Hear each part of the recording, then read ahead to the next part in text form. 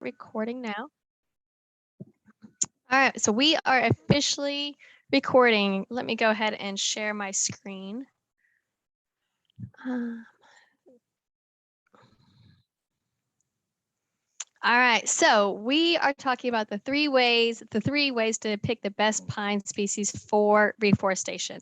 And so I know several of y'all, even on this call, have asked me this and asked me to do talks on this. And I'm finally getting around, and hopefully we'll answer your questions. And if I don't answer your questions, or if you want to dive deeper into something, this will be a great opportunity to do that today. So again, 3 ways to pick the best pine species for your reforestations. For those of y'all that don't know me, I'm Danielle Atkins, owner of Landon Ladies. And Landon Ladies focuses on educating and empowering women across the Southeast to manage your forest land. So we're just gonna go ahead and jump right on in it. But before we do that, I did do a social media Instagram poll because I was just kind of curious where everyone stood on some of these generalized reforestation decisions. So, hand planting versus machine planting. 38% of those on Instagram said they prefer hand planting compared to 62% prefer machine planting. So the majority usually do machine planting or prefer to replant using machines. Now, bare root versus containerized seedlings. Containerized wins by a long shot with an 87%. And loblolly or longleaf. Now that one was almost split, which is kind of what I expected, a 40% to 60% loblolly to longleaf. And I was slightly surprised to see longleaf actually pull in on the win on that one. But we're going to go through how do you really decide which pine species is the best. And these are really the 3 characteristics for you to decide and look at to pick the best pine for your forest land. 1, land type. 2, your goals and involvement, and 3, budget. And I'll explain what each of these actually mean in just a minute on each subject. So land type, that is pretty much what type of soils do you have on your property? Because this is something that you can't change. You can't dream, you can't wish away. It's kind of the status quo, no matter how much you may want to grow a cactus. If you have a swamp, it's just not going to happen. So you really need to be able to understand what type of soils and what type of land you have. Now, you're not expected to know when the soils change across your landscape. You really just want a general idea and a general grasp. That way you'll have a better understanding of which pines might do better for you. So let me give some examples to better clarify. Red clay. If you're in the Piedmont, you know what red clay is. If you have red clay, that means you have probably more acidic soils, and loblolly pine is going to be the best pine generally, on average, stereotyping here, to plant in these types of soils. It just really thrives in this type of environment. Now, compared if you have a sandy hill, now this picture, of course, is just sand, so I made it a little dramatic. But if you have very sandy sites, longleaf is going to be the pine that's probably most suitable for that. That doesn't mean you can't plant other pines, of course, in your sandy hill, but sand land types tend to drain very quickly. So you want a pine that can tolerate a little bit less water in those draining soils compared to clays, which hold water a lot more, and loblolly handles wet feet is what we call it, a little bit more. Now, if you're on the coastal regions, gumbo, and this picture is a little bit harder to see, but the only way I could kind of describe gumbo to those that don't know what gumbo is just think of someone going muddy. It's just that real thick, dark dirt that's like mud. It's really sticky. It's common in those swampy areas. And so if you have more of a gumbo type tract, that doesn't necessarily mean it's a wetland. I will say that too. Gumbo tracts don't necessarily always mean wetland sites. Some of them are just naturally this way. And again, loblolly is probably going to be your better suited pine for these types of areas because again, it has a lot of water, and loblolly tends to hold, just do a little bit better in areas that hold water a little bit more and that are a little bit more acidic. And if you have a loamy silt, this is again kind of a dramatic photo. I couldn't really figure out how to show what is a loamy type of track, but it's really that just ideal, very fertile soil. I know someone is on North Carolina here. North Carolina has a ton of these types of soils. It's just very fruitful, just amazing. You'll grow pines very, very quickly. And in these types of soils, really, you kind of get to pick whichever one you want to do. With the proper site prep, you can plant loblolly, longleaf, or slash. This is just like the ideal type of soil type. Now, if you don't know what type of soils you have, you've never thought about it, you've never even paid attention, how do you determine what type of sites you have? NRCS has a site called Web Soil Survey, and I'm going to show you an example. We're just going to open this up. Hopefully this will work out for us. Skip verification. Okay, so this is the Web Soil Survey site. It's NRCS, the Natural Resources Conservation Services. You can simply Google, just in Google, Web Soil Survey, and this site should come up for you. You click on the start button. And depending on how savvy you are with computers, you can, literally import your shape files. But for those maybe that are a little less savvy on shape files themselves, you can see the toolbar up here and you can really just kind of zoom in. So we're going to zoom into my area, Georgia. I'm down here on this southern little coastal area, say Waverly. It's right there. We're going to literally zoom in into my tracks just as an example. 82, I think this is me right over here. Then we got my little hand. Y'all get to see where I live. And we just purchased 40 acres actually. So we're going to use that 40 acres just as an example for y'all right here. All right, so, and then here are polygons. You can make it a simple rectangle or you can this little polygon shape. And you can literally just kind of draw out, and we're just going to estimate. Some of these are other people's lands, but it's roughly like something like this. All right. So after you created your polygon, you double click, it'll take you like, hey, is this your area? And if it is, it doesn't have to be exact again. You can click on the soil map tab and it's going to show you what type of soils you have. Now, why am I showing you this? You're like, what is Mandarin fine sand? What is phlegm? I can't even say words. Loamy sand and Rutledge fine sand. Like, what does that mean? Well, you can catch a few words. There is a sand component to every one of these, but you'll also notice this second category right here. It says frequently flooded. All right, so that's going to tell you that it's a pretty wet site. And PE, so that's this area, and really only that area. My majority, this is how I'd probably make the majority of my decisions, is this Rutledge fine sand. All right, so what does that mean? And I recommend for y'all to play around with this. If you've never played around, you don't have to be an expert in soils. I certainly am not, but it can give you a really good grasp on things.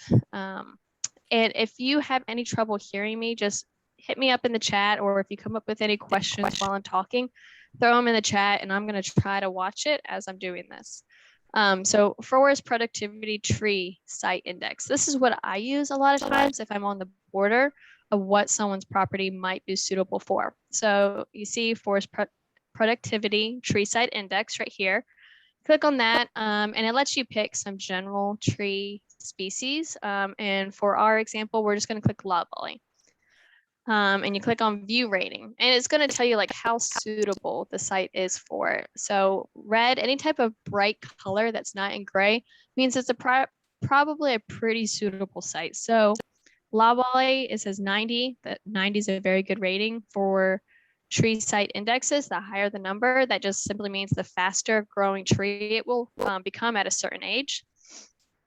And then we're going to do the same example for longleaf. If I was considering planting longleaf in my backyard, you can see the majority of it not super suitable. These areas, this red, I probably could. 60 and 80, not nearly as good as 90. So my track right here is much more suitable to loblolly. And I can tell you from firsthand experience, it's a pretty wet track.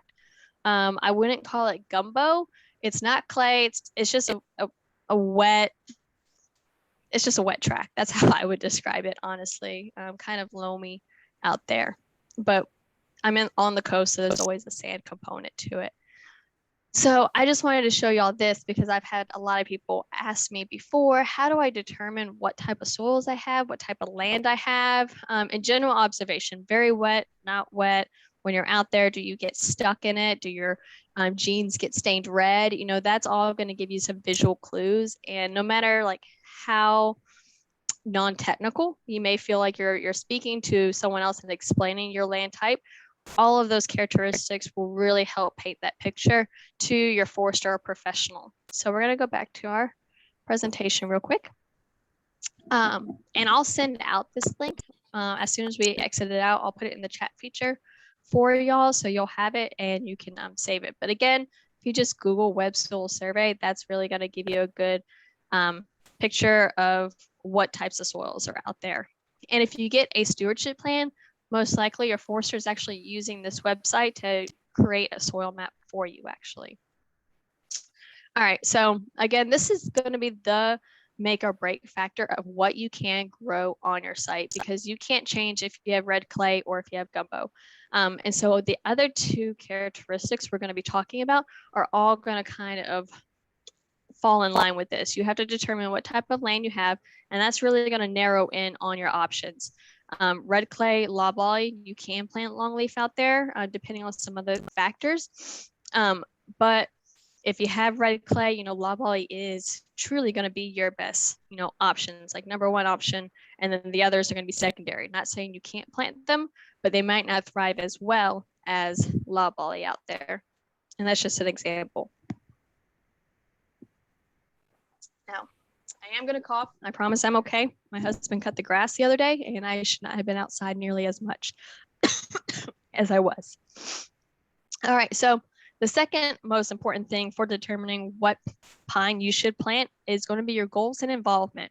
Now, goals are your objectives. What are your objectives for your tract? And most of y'all, because you've been with me a lot, you hear me harping on this all the time. It depends on your objective. Depends on your objective.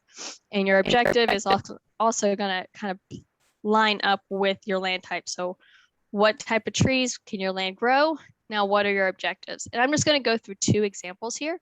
The most common objective is economics. You know, it's an investment. You want to get some type of income out there. And so with economics, you're looking to grow your trees, your crop trees, as fast as possible.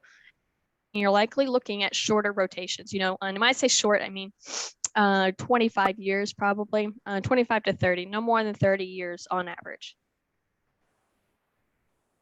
So what are your best trees? What is your best pine if you want a high income, fast economics type of priority?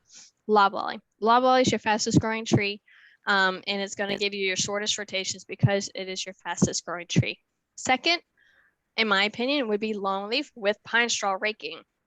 If you take out pine straw raking, longleaf is going to become the end, like the last resort, simply because it does have a little bit longer rotation age if you're planting longleaf, and it has a higher investment cost. So you're usually investing a little bit more to plant longleaf up front, and then you're growing it out a little bit more.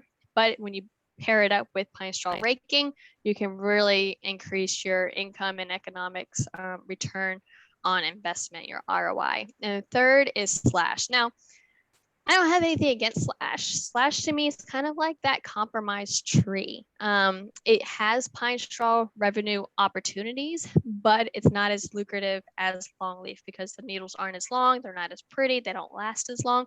So you get a lower rate, per acre rate or per bale rate for slash pine straw. But you do have that option, and it has a little bit more transitional suitability compared to loblolly and longleaf. It kind of fits in those areas that aren't really ideal maybe for either or. Slash is a great option. So to me, it's kind of that third choice, because if I can choose the fastest growing tree, I'm always going to pick loblolly. If I'm looking for something a little bit longer term, but with more periodic income, I'm looking at pine straw revenue most likely. So I'm considering longleaf if I can do that. But if I don't want to do some of the mid-management requirements that longleaf has, you know, slash is my go-to, where I can get that medium income, but without maybe the high investment costs or the burning requirements, especially with longleaf. Now, the second most common objectives, of course, is wildlife. And I'm going to put wildlife slash conservation, because some folks will have more of that generalized conserving, doing what's best for the land, for the forest as a whole type of mindset. And that usually complements wildlife habitat very well.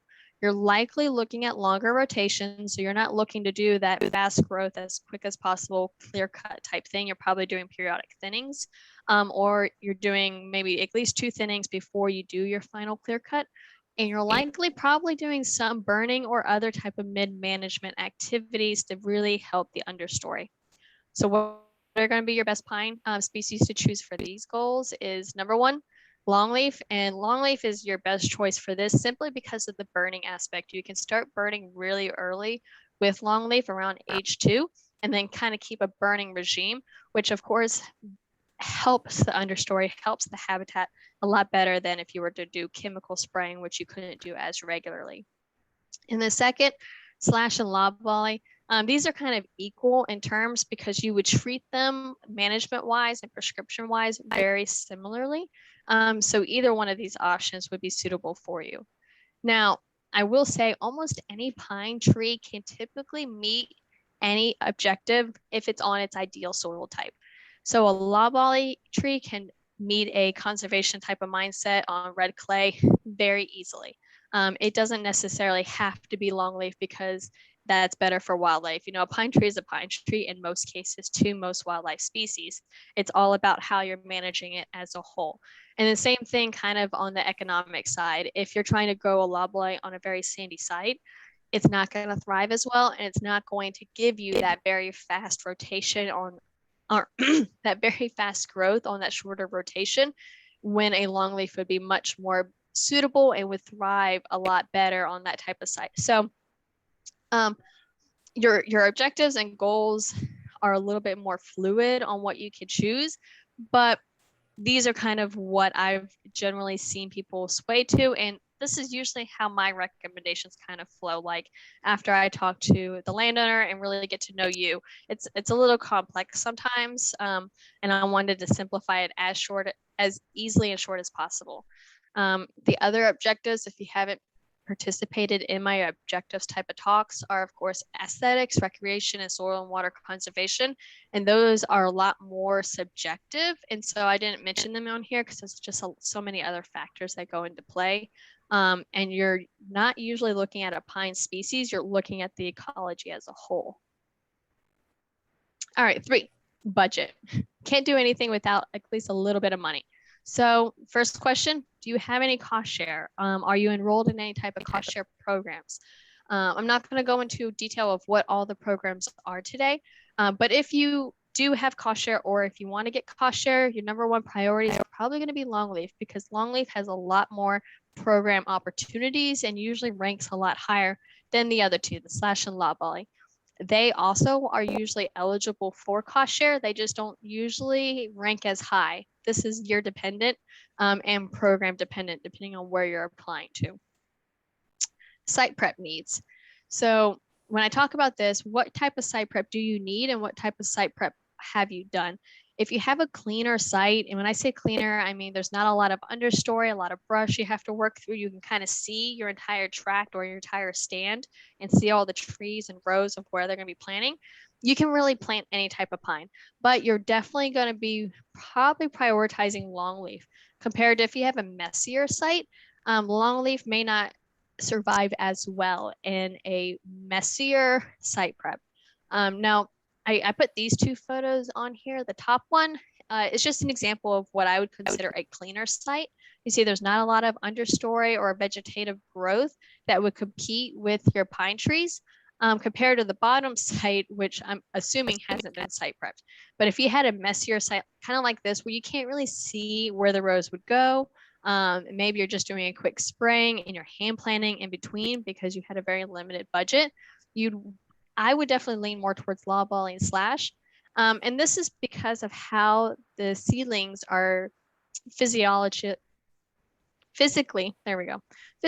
different and how they look. And if you see the picture, I think y'all can see my mouse. The left side with the plugs on the far right of the screen compared to the other seedlings that just look like they have roots. That's one example of longleaf on the left and either loblolly or slash on the right. And the longleaf plug or bud is right there at the bottom, right there at the plug. I don't know if y'all can see my hands or not. but it's kind of looks like just a big grass. And so on messier sites, longleaf can get buried a lot easier, can get overshadowed compared to a loblolly or a slash, which has the bud up top, and is able to kind of just continue its growth a lot faster and stay on top of the competing vegetation so it doesn't get shaded out. So that's why when I say cleaner site, you're definitely looking at longleaf, but you can plant the other two just fine. But if it is a messier site, that's more of your limiting factor that you're probably not going to have as good a survival on longleaf and probably not wanting to plant that. And that comes down to the third, which is seedling genetics or seedling costs. Longleaf is generally more expensive than loblolly, but this is genetics dependent. Loblolly has a ton of genetic options for you to look into. And so if you get very high genetics, that seedling initial cost isn't going to be nearly as drastic, nearly as different. And then this also varies, depends if you have bare root versus containerized. Bare root is generally cheaper than containerized. And these are two examples you can see in these photos. Containerized just means it has like a plug of dirt with it, compared to bare root means it has no dirt. And there's, of course, pros and cons with all of these. As an example of seedling costs, I just wanted to look at one of my sponsors' seedling pages, IFCO, which is International Forest Company seedlings. And Miss Reagan is going to join us in just a minute. But you can see here, you know, they have just these different types of containerized seedling options. So for example, we'll look at loblolly container. Let's see what they have on here. Maybe not. I didn't go to this website yet. So, and looks like you're going to actually have to call them to find your genetic prices. But you see you have slash bare root, loblolly bare root, and your containerized, you can get almost any of the pines. But if you notice, longleaf only comes in a containerized option with IFCO. And that's because the survival rate of containerized is just so much better. Give me 1 second, y'all. I'm just going to pause real quick.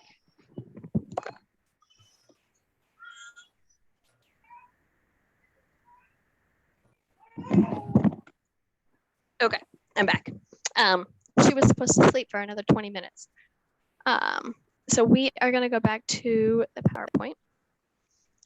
So your three characteristics of how are you going to determine which pine you should plant with. Number one, your land. What type of land site do you have? Number two, what are your goals and objectives? And then number three, what are your budgetary concerns? Do you have a cost share program? What type of site prep are you doing? Are you having to do a little bit messier site prep, or can you have a cleaner site? And then how much are you willing to invest into your seedling costs? And that's all should play a factor into what pine species you should probably plant. Now, I am giving y'all one more bonus characteristic just to think about, and that's diversification. So this is really for folks that have at least 100 acres of planted pine. Because if you have less than 100 acres of planted pine, I really don't want you to split up your property into so many small micromanaged stands just to diversify it, to have differences. Because once you start doing that, you start really making things a lot more challenging for yourself. When you have those small acreages, it's a little bit more difficult to get operations completed on your timeline. So if you have larger acres, 100 acre plus of at least planted pine, you should consider possibly diversifying your property. The benefits of this is like forest health risks. For example, if you have pine trees at different age classes, but also of different species or different genetics, you are kind of buffering yourself from any type of forest health risk. Now, this picture, of course, is not southern pine, and it's I don't actually know what it's an example of, but I liked it because it was very dramatic. And it's just a good example of, like, say that orange was a southern pine beetle species that came through and it took out all the loblolly, but maybe it left the longleaf alone, which could be an example of the green, or vice versa. If a wildfire came through, you know, longleaf is usually a little bit more protected against wildfire impacts compared to loblolly or slash. And so that's just kind of an example of how you could kind of protect your investment of your forest land by diversifying your pine species and of course your pine genetics. It's like investing in mutual stocks and bonds. You don't want to throw everything all the time into one type of thing. You don't want to do 300 acres of 24-year-old loblolly, because if something happens, all 300 acres are gone. Maybe you do 25 acres of pine straw raking and then do 60 acres of longleaf, and the rest can be in loblolly in different age classes. So you're just kind of wanting to set yourself up. One, because forest health risk, you're really going to protect yourself against that. My disclaimer is, of course, crazy natural disasters. It really doesn't matter how much diversification you do. Major wildfires, hurricanes, tornadoes, that the forest doesn't care about all of that. But if you can kind of set yourself up for that periodic income, you're really setting yourself up for land legacy and that land wealth to come into your family. Now, so what should you do? You're like, okay, cool, this is great. Now, what do I do? And I would say ask yourself these questions and write it down, because hopefully you weren't expecting me to tell you, hey, you should go plant this pine on your property, because as you know, most of the answers in forestry, or if you don't know, you're fixing to know, is it depends. Most of the time they're going to say it depends on X, Y, and Z. And that's really my answer most of the time. So ask yourself these questions, write it down. I'll send them to you in an email as well. So that way you can kind of contemplate over it a little bit longer than this quick little webinar. Number one, what is the soil like at the site? What is the soil like at the area that you want to replant specifically? Two, what is your goal for the property? Now, this is the overarching goal for your property. What is your overarching objective for your forest land? This can be different for what is your goal for this stand. So especially if you have larger acreages, 500 plus acres that you're really trying to diversify, your overarching goal for the property could be wildlife conservation for hunting of white-tailed deer and ducks, just as an example. But maybe for this stand, it's for economics, because this stand is providing you the income, the periodic income to support the rest of the property. So those can be different objectives and different goals. So that's why I have these as different questions. If you have smaller acreages, if you have only 20 acres, 40 acres, maybe only 100 acres you're doing all at once, this is likely the same answer for you. How engaged do you want to be with this tract? If you're a long distance landowner, you're probably more passive in the management of your property unless you have a consulting forester managing it regularly. If you're closer to the site, maybe you're willing to be a lot more engaged and a lot more involved and do a lot more periodic mid-management. So this is an example for longleaf. Longleaf loves a prescribed burn. It really thrives with the prescribed burn. If you're not really wanting to burn it, I'm usually not going to recommend longleaf, even if you have a sandier site, because if you're not going to do the recommendations to get that tract to thrive to its potential, you're only going to be disappointed when you don't do what you need to do and then it doesn't get what you expect. Hopefully that makes sense without it sounding too harshly. Do you have any cost share to help with the reforestation? So this is, great. EQIP right now in most of the states is open. The deadline is coming up. In Georgia, the deadline is November 5th. I know because I just talked to an NRCS agent. So if you haven't considered cost share, this would be a great time to talk to your NRCS agents or your local county foresters and ask them what cost shares are available for your area and for your tract. How much are you willing to invest into seedling genetics? So if you're kind of just wanting to get it replanted, it doesn't matter how it's replanted, you just want to get trees back out there, you just want to get the loblolly open pollinated. It doesn't matter if they're kind of crooked or if they're perfectly straight, amazing poles. That's a question you really need to consider, because then when you start getting into the recommendation prescription processes, your forester is going to say, hey, do you want longleaf or loblolly? Do you want bare root or containerized? Do you want higher genetics, faster growth? Do you want a hand plant or machine plant? And all of this, depending on your answer, is just more of an investment. And the more you are going to invest, the more I hope you're kind of doing adequate site prep to set your trees up for the best success possible.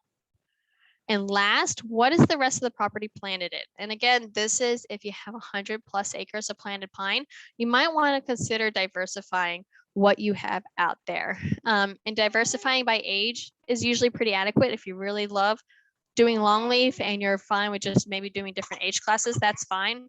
But I would definitely challenge you just to kind of start thinking about that 3,000 point view instead of getting tunnel vision into that 25 acres you have to replant this winter, or that 400 acres that you have to replant, next year, or whatever it is.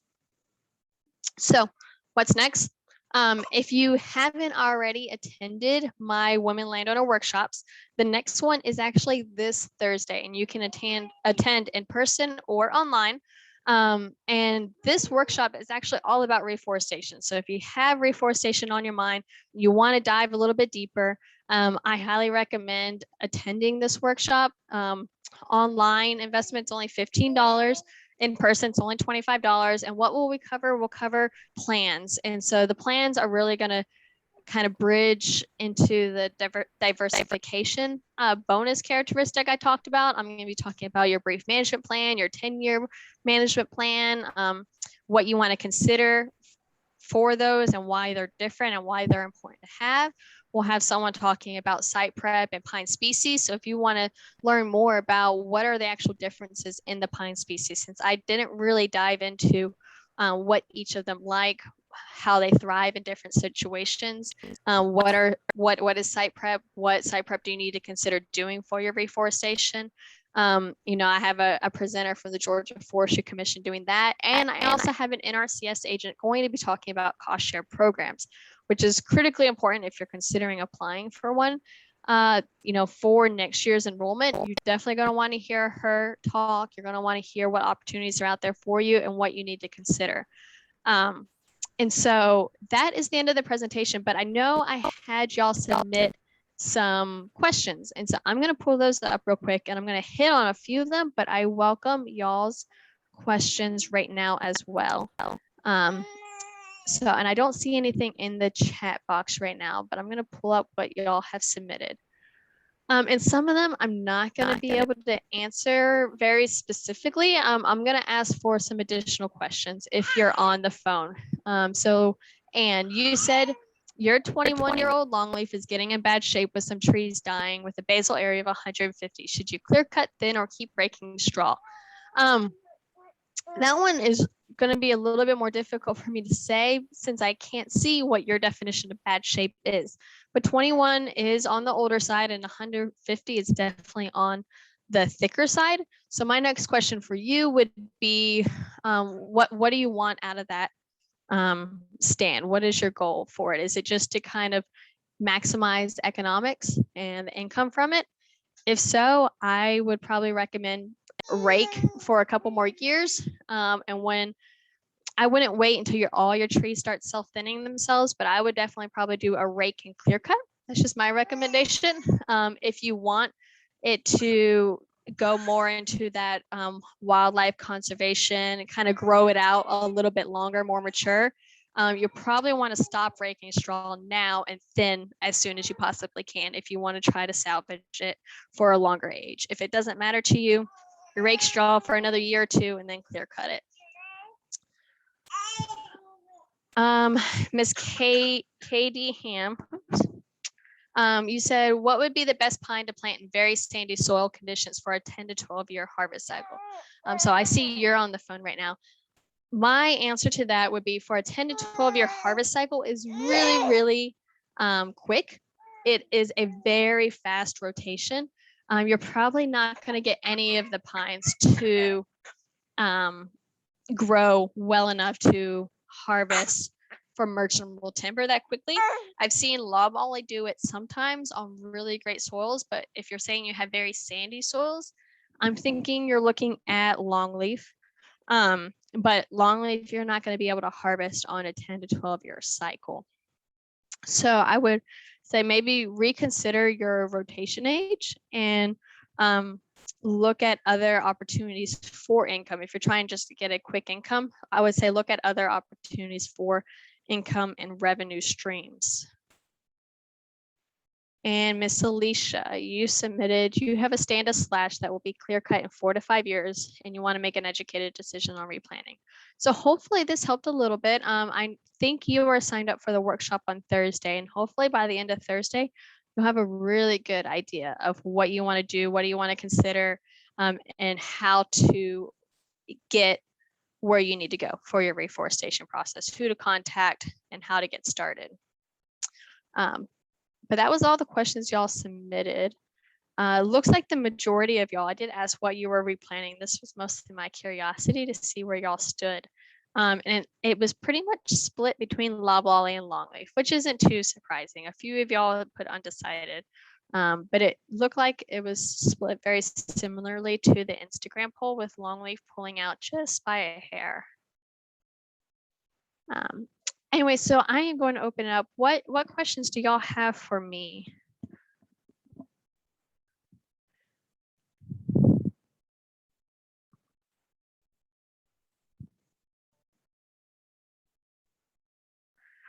Why isn't slash planted more? So that's a great question. Some folks would say it's, I've heard someone tell me it's a trash pine. I don't believe it's a trash pine. And I think it's because it's just kind of that transitional. It doesn't really thrive in one avenue or another. You know, if you want fast growth, loblolly is kind of your fastest growth because it has higher genetics that you can get better pine trees to grow faster. So if you want that faster one, you have the land, loblolly is going to get you there more quickly. If you want more of that ecological burning in that pine straw, most folks tend to go towards that longleaf. And so slash is kind of that, like that middle ground, more I would call almost like indecisive type of folks. But it doesn't do as well on clay soils too. So like in Georgia, you know, a lot of Georgia is in clay. And so for us, slash is mostly on that coastal region. So you have a more narrow region, and then you have a medium ground type of pine that isn't going to give you the maximum in one avenue or another compared to the other two.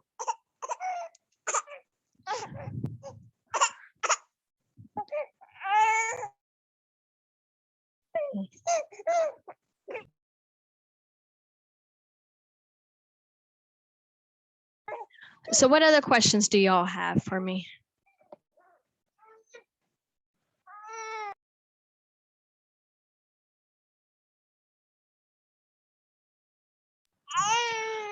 So if your stewardship plans calls for longleaf or slash and no loblolly, it probably means you have a little bit more of that sandier site, that if you wanted to go for a quicker growth rotation, loblolly probably would not do as well as slash would do on that site. But if you want to do loblolly, in the end, remember it's your, I'm sorry for her, y'all. I don't know what her problem is. In the end, it's your property. And if you want to do loblolly, you know, go ahead and do loblolly. I would just kind of definitely look at, check out the web soil survey, see what it says for a tree site index, and then look at how much you actually want to invest into your seedlings and genetics.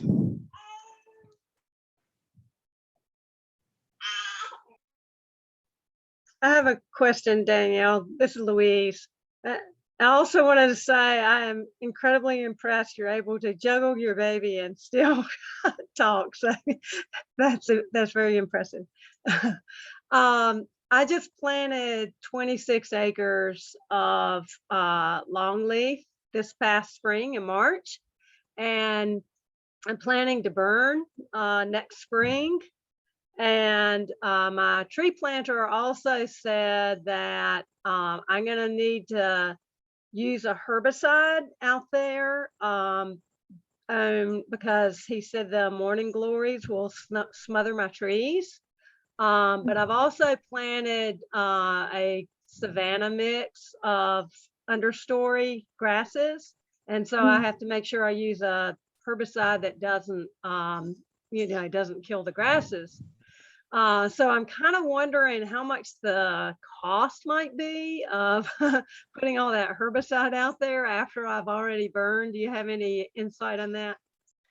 Um, the herbicide cost is really going to depend on the herbicide recommendations your forester gave you. Generally, herbicides are one of the cheaper management prescriptions you can do. Only thing cheaper is burning yourself, I would say. So I don't have an answer. It's 26 acres, so I imagine you're probably not doing aerial spray. Is that correct? You're going to be either doing a hand spray or a skidder spray, which will lower your cost. You're probably looking at somewhere between $75 and $100 an acre if I had to ballpark it, like super ballpark it, for you. But definitely be careful with the herbicide recommendations for your grasses. If you just put those out, your grasses are probably pretty susceptible to the sprays out there. And so you'll want to make sure you emphasize you don't want your grasses you just put out there sprayed, or you either want a chemical that doesn't harm them, or you want to do maybe just band sprays and just spray right over your trees if you planted your grasses in between your tree rows. And that way the chemical might spread a little bit, but you'll still have like bandwidths of those grasses that aren't impacted. Right. Thank you. Yeah, I just spent a lot of money having the whole field mowed. So I'm trying to figure out how I can control competition and not spend a fortune every year. Yeah, it can be challenging. Forest management is definitely a little bit more expensive than anyone anticipates when they first get into it. But that's where a management plan definitely will help you. If you have that stewardship plan, that 10-year management plan, that'll lay everything out for you. It'll really kind of make sure that you don't make contradictory decisions. And that's some stuff I do talk about on Thursday as well. Yeah, okay, thank you. Danielle, I planted longleaf in February of 2020, and you said something burning in 2 years. So do you burn in the winter? Yes, I would burn your longleaf for the first time definitely in the winter. Now I will have a webinar on longleaf specifically next Wednesday at 9:30. And you can ask that question there. I think you're signed up for it already, Anne. And they can give you a little bit more, in depth into like burning specifics. But for that first burn where you're getting your longleaf out of that grass stage, definitely winter.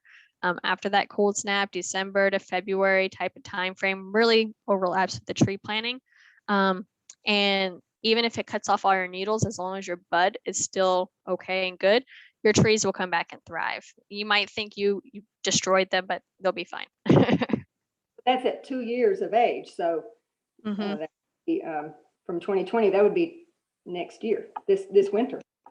It would be this winter if you have enough fuel. If you don't have enough fuel to carry a good burn, you might want to wait one more year just to get enough grass to really carry that fire across. Okay, thank you. Anyone else? We have a few more minutes.